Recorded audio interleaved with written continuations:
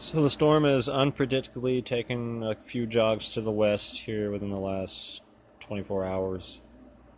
The weather people seem really confident, the meteorologists and the National Hurricane Center, and they're just going to turn north. But now they think it's going to be more of a rake of the west coast of the Florida Peninsula.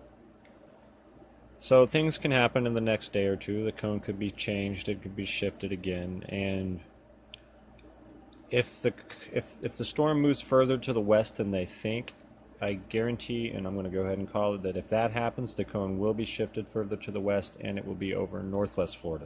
Now, if it does do what they say it's going to do, when the storm gets closer to the northern portion of the Florida Peninsula, where I live in Navarre, Florida, we would be expecting tropical storm conditions, maybe hurricane force, gusty kind of. So a little bit of excitement.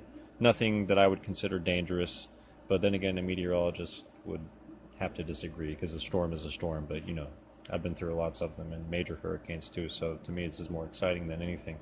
But we'll see what happens. Just know that if you're in Northwest Florida, you're not exactly out of the gun because the forecast can change very, very soon, and they might, and they have kind of ruled out the East Coast, but it's looking more and more towards the west, and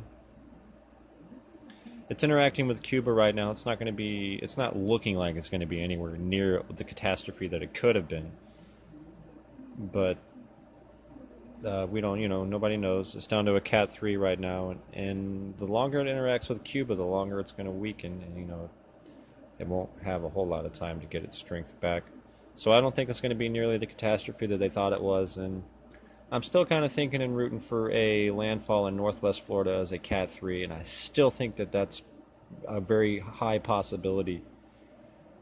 And even if this thing,